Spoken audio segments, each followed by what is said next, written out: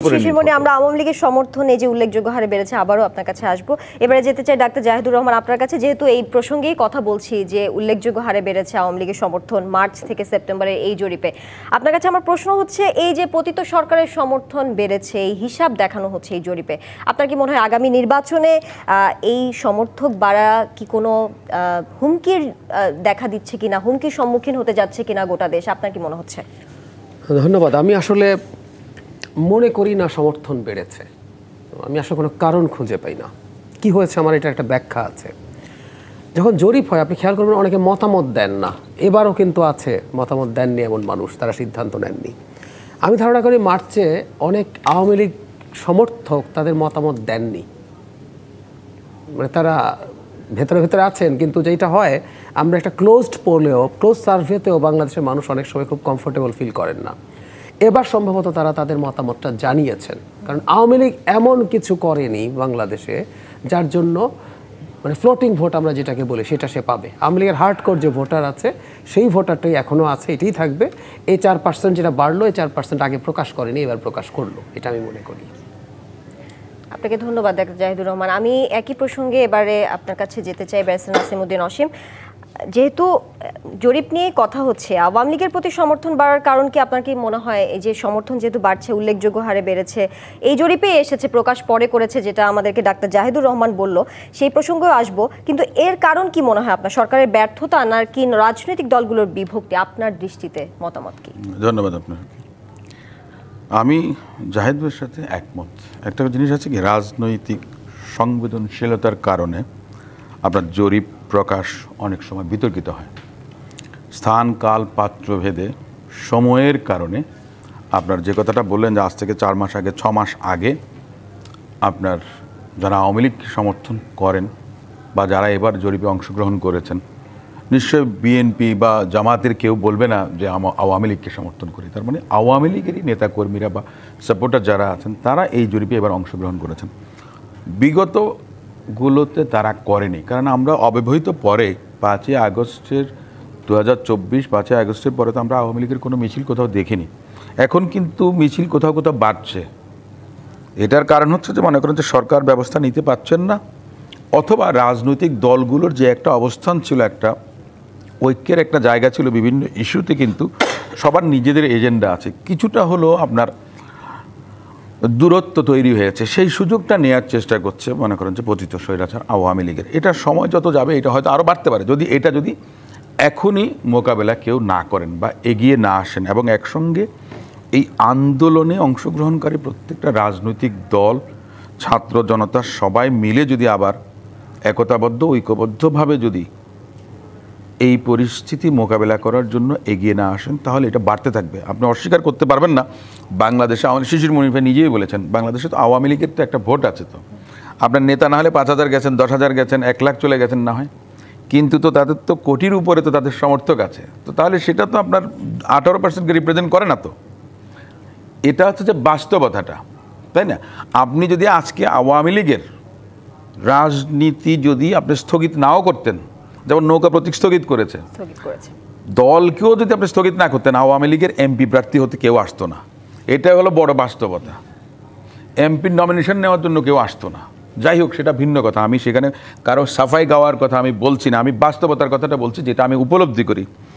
আর আমরা যে এই যে জরিপটা আমরা দেখেছি, দেখুন এই জরিপটা অনেকগুলো বিষয়ের উপরে হয়, এলাকার উপর। আপনি গোপালগঞ্জে যান, আপনি জরিপটা কী পাবেন দেখেন। আপনি বগুড়াতে যান কিংবা বৃহত্তর নোয়াখালীতে যান, কী অবস্থা হবে, বা যেখানে জামাত অধ্যুষিত অনেকগুলো জেলা আছে আপনি সেখানে যান, তাহলে এটা এক এক জায়গায় এক এক ধরনের রিফ্লেকশন আসবে। নেওয়া হয়েছে সর্বশেষ যেটা আমি দেখেছি যে 41% একটা, যেটা ব্র্যাক যেটা করেছে বোধহয়, BRAC institute of governance and development, তারা যেটা করেছে 41% বিএনপিকে দেখিয়েছে, জামাত ইসলামকে 30% দেখিয়েছে। এখানে এই যে কম বেশির বিষয় না, তারতম্যটা অন্য জায়গাটাতে এরকম যে আপনি কোন সেগমেন্টে, কোন বয়সের, কোন পেশার মানুষের কাছে আপনি গেছেন, কোন এলাকায় গেছেন, নারীদের কাছে গেছেন কতটুকু, তার উপরে ভিত্তি করে কিন্তু আপনি জরিপের একটা ফলাফল পাবেন। কিন্তু কোনো কালে কোনো দিন জরিপ সম্ভব না, এটা কখনোই সম্ভব না। আপনি তো মনে করেন যে, আমি একটা কথা বলি, আপনি যদি একটা স্ট্যাটিস্টিক্স বের করতে যান, যে মুক্তিযুদ্ধে প্রতিটা গ্রামে কতজন করে শহীদ হয়েছিল সেটা আপনার মনে করেন যে 72 সালের পরে মনে করেন আপনার এটা নিয়ে মানে গণনা করা শুরু করেছিল। 3 লাখ হওয়ার আগে কিন্তু বন্ধ হয়ে গেছে। তার কারণটা সেটাই যদি সম্ভব না হয় তাহলে আপনি এই জরিপ কীভাবে করবেন? আপনি এত মানুষের মধ্যে, এই 18-20 কোটি মানুষের মধ্যে আপনি জরিপ যদি এভাবে হয়, এবং 10,000 মানুষের উপরে কিন্তু আমরা জরিপটা হয়েছে। তো আমাদের তো ভোটার আছে প্রায় 13 কোটির মতো। 10,000 ভোট, 10,000-এর মতামত আপনার জরিপকে রিফ্লেক্ট করে না যে পার্সেন্টেজে কে কোথায় আছে বা কার অবস্থান বেড়ে গেল কিংবা কার নেমে গেল, এটা রিফ্লেক্ট করে না। নাসিমউদ্দিন অসীম, আপনার কাছে আরেকটা প্রশ্ন আমি রাখতে চাই, সেটা হচ্ছে যেহেতু জনপ্রিয়তার দিক দিয়ে বিএনপি শীর্ষে আমরা জানাচ্ছিলাম, কিন্তু আরেকটা জরিপে দেখা গেছে সাধারণভাবে যে 13.7% ভোটাররা জামায়াতে ইসলামীর বাংলাদেশের স্থানীয় কার্যক্রম নিয়ে সন্তুষ্ট। সেখানে আবার কিছুদিন আগে 18 সেপ্টেম্বর তারেক রহমান বলেছেন তাদের 7,000 নেতাকর্মীকে শাস্তির আওতায় আনা হয়েছে। এত শাস্তির আওতায় উনি এনেছেন, তাও কেন সন্তুষ্টি আসছে না জনমনে? জনগণের আস্থা কেন এখনো অর্জন করা সম্ভব হচ্ছে না বিএনপির পক্ষে? নাকি এই সন্তুষ্টি আরো বাড়বে সামনে? আপনার কি মনে হয়? আমি একটা জিনিস বুঝি, যেটা আপনার আমরা তো আইন কেন করা হয়? আইনটা তো করা হয় আপনার একটা ডেটারেন্ট হিসেবে, একটা অপরাধের জন্য, তাই না? আপনার খুনের জন্য আপনার মৃত্যুদণ্ড আছে। আপনি আজকে মৃত্যুদণ্ড তুলে দেন বা যাবজ্জীবন তুলে দেন 2 বছর, তাহলে দেখবেন যে প্রতি ঘরে ঘরে আপনার খুনোখুনি হবে। আমার কথাটা হচ্ছে যে বাংলাদেশ জাতীয়তাবাদী দল একটা বড় দল, অনেক নেতাকর্মী আছে, সব নেতাকর্মীরাই কিন্তু আপনার সুশৃঙ্খল হয়তো বা না, কেউ কেউ বিপদগামী হতে পারে। আবার অনেকে আছে যে দলের মধ্যে আপনার সুযোগ নেয়, বাইরে থেকে এসে মনে করেন যে দলের সঙ্গে আপনার মিশে যায়।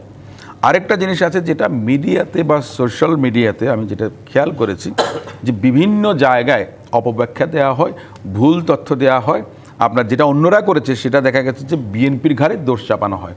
এ ধরনের একটা অবস্থা তৈরি হয়েছে। আপনার কি মনে হয় না এই কথাটা, এই বক্তব্য তো অন্যান্য দলও দিতে পারে? না না, নিঃসন্দেহে দিতে পারে, কিন্তু আমি এরকম ধরুন আপনার 10টা নিউজ আমি দেখেছি, তার মধ্যে দেখা গেছে যে 5টায় দেখা গেছে ভুয়া। একটা রাজনৈতিক দলের কথা বলা হয়েছে, যেখানে বিএনপির কথা বলা হয়েছে বা অঙ্গ সংগঠনের কথা বলা হয়েছে, দেখা গেল যে এর সঙ্গে বিএনপি বা কোনো অঙ্গ সংগঠন জড়িত নেই, অন্য কোনো দল জড়িত। কিংবা দেখা গেছে যে এমন একজন গিয়ে চাঁদাবাজি করেছে, দেখা গেছে যে সে আওয়ামী লীগের লোক। অবাক করা একটা বিষয় আছে, এক ভদ্রলোক আমাকে চেনেন ধানমন্ডিতে, তো ওনার কাছে একজন গিয়ে বলল যে আমি অসীম সাহেবের লোক, 15 লাখ টাকা দিতে হবে। তো ওই ভদ্রলোক খুব আপনার শকড হয়েছে যে এ ধরনের এই হবে, কথা হবে। তো এটা হচ্ছে যে ধরেন আমার ইমেজ ক্ষুণ্ণ করার জন্য কেউ হয়তো বা এই কাজটা করতে পারে, ঠিক এই ধরনের বিষয়গুলো। এটা তো আমি এখন পাবলিকলি বললাম, তাই না? ওই ভদ্রলোক জানেন তো খুব ভালো করে, আমাকে যখন জানিয়েছেন আমি বললাম যে আপনারা তাড়াতাড়ি একটু থানায় এই করেন, আর ওই লোকটার মনে করেন যে নাম্বার রাখেন, সব কিছু দেন, তার ধরার ব্যবস্থা করি। দেখা গেছে এই ধরনের নামে আমাদের কোনো নেতাকর্মী নেই। কিন্তু আপনারা যেহেতু জনপ্রিয়তার দিক দিয়ে বিএনপি শীর্ষে রয়েছে, তাহলে জামায়াত কেন 13.7% ভোটাররা কেন জামায়াতের পক্ষে এই তাদের স্থানীয় কার্যক্রম নিয়ে সন্তুষ্টি প্রকাশ করেছে? আপনাদের আস্থার জায়গাটা কি জনগণের কাছে পৌঁছাচ্ছে? সেই প্রশ্ন। 13 মানে কি 13 কি টোটাল 13 আপনি বলছেন? জি, আরো বেশি। জামায়াতের 13.7%, বিএনপির কার্যক্রমে সন্তুষ্ট 8.2% এবং এনসিপির কার্যক্রমে সন্তুষ্ট 9.1% ভোটার। এই জরিপের ভিত্তিতে আমি বলছি, এটা আমি একই কথাই বলছি যে এটা আপনি তো একটা জায়গায় পেয়েছেন, যে সমস্ত জায়গাগুলিতে, এবং কত পার্সেন্টের উপরে আপনি এই জরিপটা চালিয়েছেন, কত জনের উপরে? একটা এলাকাতে আপনার মনে করেন যে হাজার হাজার লক্ষ লক্ষ মানুষ থাকে, তার মধ্যে আপনি তো, আমি যদি মনে করি যে সারা দেশের 10,000-এর উপরে আপনার জরিপটা চলে, তাহলে আপনার মনে করেন যে একটা গ্রামে, বাংলাদেশে 68,000 গ্রাম আছে, তো আপনি তো গ্রামেতে 5 গ্রাম মিলিয়ে আপনার দেখা গেছে একজনের সঙ্গে কথা বলেছেন। এটা আপনার রিফ্লেক্ট করার কোনো সুযোগ নেই। আপনার সন্তুষ্টি থাকবে। জামাত ইসলাম মানে খুব সুশৃঙ্খল একটা রাজনৈতিক দল।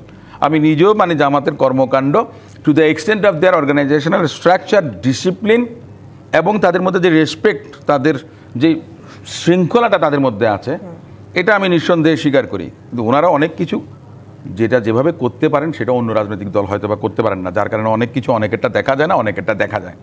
তো যে কারণে সাধারণ মানুষও মনে করেন যে সব কিছু আপনার ভিজিবল যদি না হয় তাহলে আপনি বুঝতে পারবো না, এবং মতামতটা সে কারণেই আপনার। এই আলোচনায় আবারও ফিরবো, একটা বিরতি নিয়ে ফিরছি।